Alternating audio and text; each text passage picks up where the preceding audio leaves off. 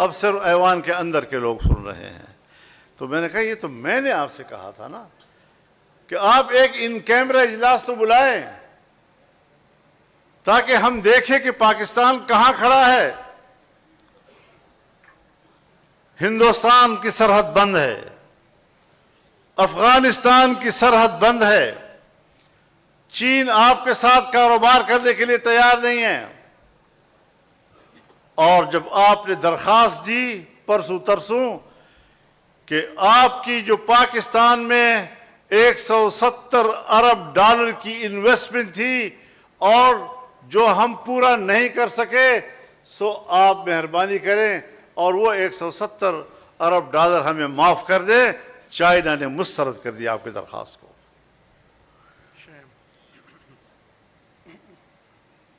تفتان کے علاقہ سینڈک میں ابتدا سے ہی چائنا کام کر رہا ہے.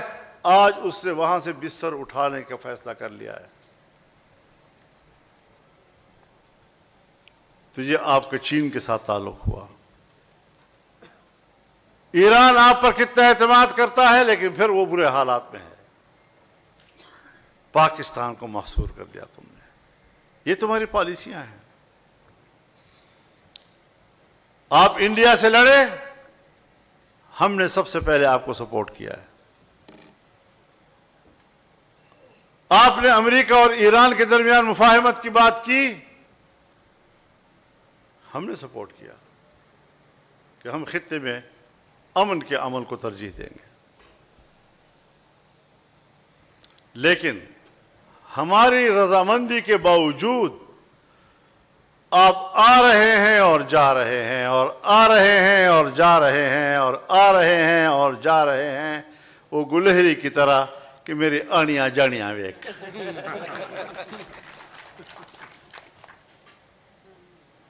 اور آج بھی امریکہ ایران پر حملے کر رہا ہے. اب نئے ہرمز کو کنٹرول کرنے کی کوشش کر رہا ہے. تو جب امریکہ نے میرے سپہ سالار کو تھپکایا، you are very good man, you are very good man, تو اس وقت تک گڈ مین تھا جب ہمارے جھنڈوں کے نیچے ان کے جہازوں نے ہرمز کو عبور کیا، اور یہ فائدہ اٹھانے کے بعد جب ہم گھر واپس آئے تو ایران پر پھر دوبارہ حملے شروع کر دیے. اب آپ کچھ کردگی تو نکالیں نا، بتائیں تو صحیح نا. افغانستان کی سرحد آپ کی سرحد بند ہے، ملک محصور ہے، اشیاء کی قلت ہو رہی ہے، اور اب آپ ناراض کس بات پر ہوئے ہیں کہ میں نے کہا کہ ہم لشکر نہیں بنائیں گے. آپ قبیلوں سے کہہ رہے ہیں جگہ جگہ پر کہ تم لشکر بناؤ اور لڑو. ہم نے کہا کہ نہیں، یہ عوام کی ذمہ داری نہیں ہے، اس کے لیے آپ ہیں، آپ ہی بھرتی ہوتے ہیں، پیٹ ہی باندھتے ہیں. لیکن پھر بھی پاکستان کے عوام نے آپ کو اخلاقی طور پر سپورٹ کیا ہے. آپ عوام کو جنگ میں جھونکنا چاہتے ہیں. تو پھر میں بتانا چاہتا ہوں آپ کو، مشرقی پاکستان میں تم نے عوام سے کہا کہ تم لشکر بناؤ، تو البدر بنا، الشمس بنا. اس نے پاکستانی فوج کے شانہ بشانہ لڑائی لڑی. آج بھی وہ دشمنی برقرار ہے یا نہیں عوامی لیگ اور جماعت اسلامی کی؟ آج بھی جماعت اسلامی کے لوگوں کو پھانسیاں نہیں دی گئی. تو تم ہماری قوم کو اور عام آدمی کو اس طرح کے دشمنی میں الجھانا چاہتے ہو؟ اور میں کیوں لشکر بناؤں؟ میری صوبائی حکومت، میرے اختلاف بھی ہو، وہ آپ سے کہتی ہے کہ ہم خود پولیس کو استعمال کر کے جنگ لڑ سکتے ہیں، فوج سائڈ پہ ہو جائے.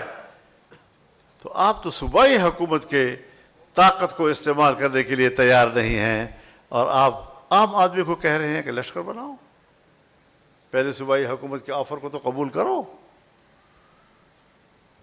اور نتیجہ یہ نکلا ہے. شاید بلوچستان کے اور سندھ کے دوستوں کو معلوم نہ ہو یا پنجاب کے لوگوں کو معلوم نہ ہو، خیبر پختونخوا کے وہ کلا جانتے ہیں کہ بنوں میں کتنی دفعہ چند مہینوں کے اندر اندر چھاونی پہ حملے ہوئے، داخل ہو گئے. ابھی حال ہی میں کتنے تھانوں پہ انہوں نے قبضے کیے، کئی کئی دن تک قابض رہے. اور بالآخر پولیس نے اعلان کر دیا کہ اب ہم آپریشن میں فوج کے ساتھ نہیں لڑیں گے، ہم خود لڑیں گے، اپنے افسروں کا حکم نہیں مانیں گے. لہذا چین آف کمانڈ ٹوٹ چکا ہے اور میرے بنوں کا سپاہی اپنے ڈی پی او کا حکم نہیں مانتا، اپنے ڈی آئی جی کا حکم نہیں مانتا، اپنے آئی جی پی کا حکم نہیں مانتا. اس کے بعد لکی مروت وہاں کے پولیس نے باضابطہ اعلان کر دیا کہ ہم اپنی کمیٹی بنائیں گے، ہم اپنے طور پر لڑیں گے، ہم کوئی فوج کا سہارا لینے کے لیے تیار نہیں، نہ ان کے شانہ بشانہ لڑنے کو تیار ہیں. اور وہ نہ ڈی پی او کی مانتے ہیں، نہ ڈی آئی جی کی مانتے ہیں، نہ آئی جی کی مانتے ہیں. اور ابھی 4 دن ہوئے ہیں ٹانک میں پولیس ایک مسجد میں جمع ہوئی، ڈی پی او کو بھی ساتھ لائے اور سب نے قرآن کریم پر ہاتھ رکھا کہ ہم فوج کے شانہ بشانہ نہیں لڑیں گے، اور اگر ہمارا سپاہی شہید ہوا تو کسی فوجی کو اپنے جنازے میں شریک ہونے کی اجازت بھی نہیں دیں گے. یہاں تک حالات پہنچ گئے ہیں. اب کیا رہ گیا؟ ڈیرہ اسماعیل خان رہ گیا، کرک رہ گیا، پھر کوہاٹ رہ گیا. اب اس حالت تک ملک کو کس نے پہنچایا ہے؟ یہ فضل الرحمان نے پہنچایا ہے.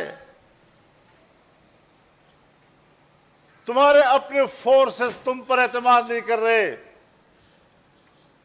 تمہاری پالیسی سے مایوس ہو چکے ہیں، تو کبھی اپنے گریبان میں بھی جھانکو نا. اب تم فرشتے تو نہیں ہو کہ معصوم ہو، تم غلطی نہیں کرتے. لیکن میرے مضمون کو سمجھو، میرے مضمون کو پڑھ، میرے لفافے کو نہ دیکھ. میں کیا کہنا چاہتا ہوں؟ اول سے لے کر آخر تک قوم کو میری تقریر سناؤ. اس میں توہین کی کون سی بات ہے؟ بے توقیری کی کون سی بات ہے؟ ہاں، آپ کو اپنی ذمہ داریوں کا احساس دلایا ہے، آپ کو اپنے دائرہ کار کا احساس دلایا ہے، آپ کو اپنے دائرہ اختیار کا میں نے احساس دلایا ہے کہ اپنے حدود میں رہو. تمہاری ساری توانائیاں پاکستان کے اوپر اپنی سیاسی گرفت مضبوط کرنے میں صرف ہو رہی ہیں. اور آج بھی جو تم نے شہداء کا مسئلہ اٹھایا ہے، تم اپنے ملک میں سیاسی تسلط اور سیاسی گرفت کو مضبوط بنانے کے لیے شہداء کے خون کو بطور ایندھن استعمال کرنے کی کوشش کر رہے ہیں. اپنے جرائم کو چھپانے کے لیے شہداء کے پیچھے چھپتے ہو. ہم آپ سے کوئی جنگ نہیں لڑ رہے، ہم آپ کی پالیسی سے اختلاف کر رہے ہیں. میرے دلیل کا جواب دلیل سے دیجئے. کہتے ہیں معافی مانگے، معافی میں نے مانگنی ہے، تو نے مانگنی ہے. غلط تو نے کیا ہے.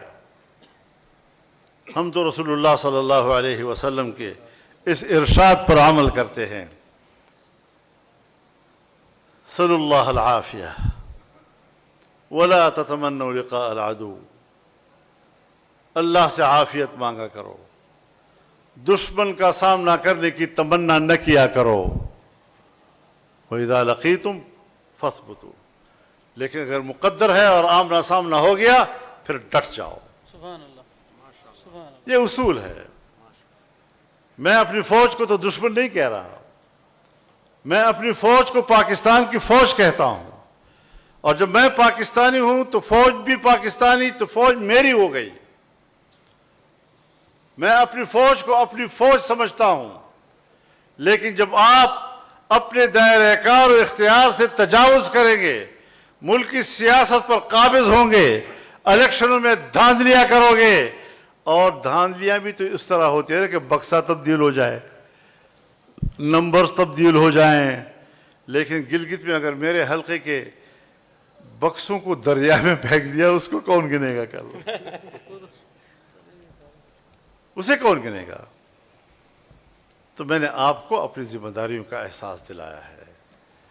میری باتوں کو برا مت مانو، میری باتوں سے سبق سیکھو، اور مجھے نہیں پتا، اگر خدا نخواستہ آپ کوئی مہم جوئی میں مصروف ہیں، کوئی ایسے کام کرنے میں مصروف ہیں جو آپ اپنی قوم سے چھپانا چاہتے ہیں، اور میرے ساتھ لڑائی چھیڑ کر شور شرابے میں آپ اپنا کام نکالنا چاہتے ہیں، تو اس پر میں کچھ کہہ نہیں سکتا، کیا بات ہے. لیکن اس پہلو کو نظر انداز نہ کرو۔ ہمارے ساتھ لڑائی چھیڑ کر شور و غوغا برپا کرتے ہو، اور ساری دنیا کی توجہ اس طرف ہو جاتی ہے، اور اس بیچ میں پتہ نہیں کون سی مہم آپ پوری کر رہے ہو۔ کیا کرنا چاہتے ہو؟ شہیدوں کے نام پر سیاسی مفادات کے لیے، اپنی مہم جوئی کے لیے اپنے شہداء کا سہارا لیتے ہو؟ تم شہداء کے توہین کے مرتکب ہو۔ تمہیں اپنے شہداء سے بھی معافی مانگنی ہوگی، تمہیں میرے شہداء سے بھی معافی مانگنی ہوگی۔ عوام مر رہے ہیں، یہ کس پدار سے مر رہے ہیں؟ آئے روز کبھی کسی گاؤں میں، کبھی کسی گاؤں میں، کبھی کہاں پر، کبھی کہاں پر، کبھی سڑکوں میں، کبھی گلیوں میں، کبھی صحراؤں میں، کبھی میدانوں میں گولیاں چل رہی ہیں، عوام مر رہے ہیں۔ ان عوام کی کوئی بات ہے؟ ان کی کوئی قدر و قیمت ہے؟ ان کی خون کی کوئی قدر و قیمت نہیں، اس لیے کہ وہ ان قربانیوں کا کوئی تنخواہ نہیں لے رہے۔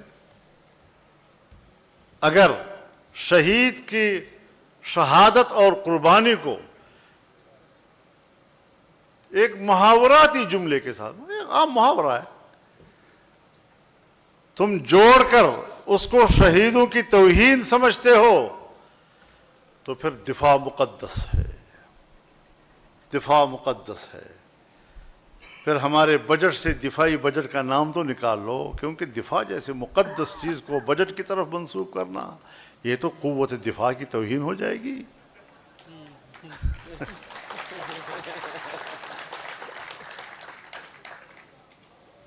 اس کا نام رکھ لو مقدس بجٹ۔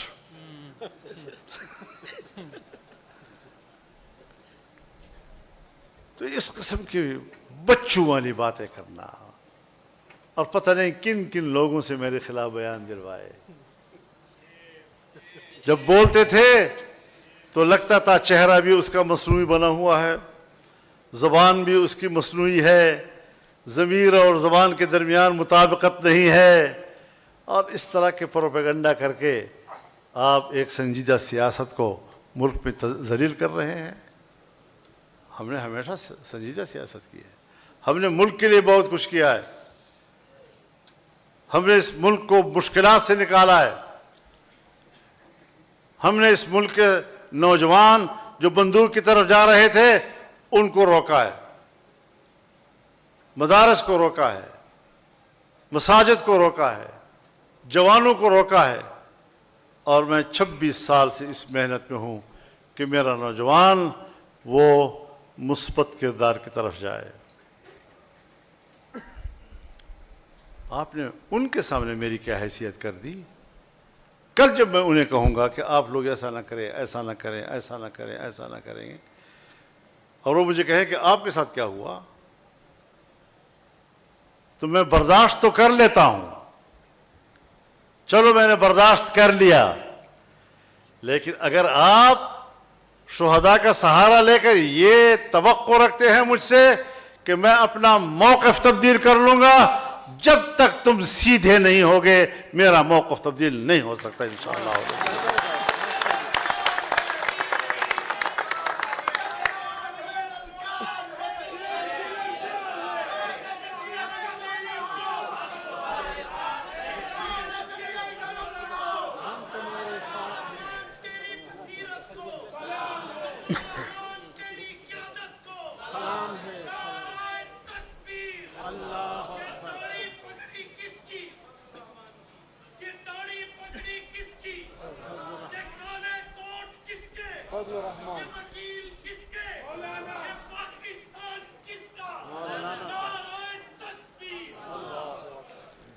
کسی کو اپنے عمل کا حساب کیا دیتے؟ سوال سارے غلط تھے، جواب کیا دیتے؟ سبحان اللہ. نما خل دغه ډېر نه دي.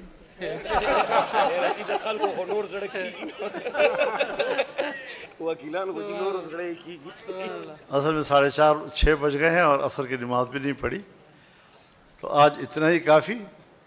اور انشاءاللہ العزیز 15 اکتوبر کو جی 15 اکتوبر کو انشاءاللہ ملتان میں مفتی محمود کانفرنس ہوگی،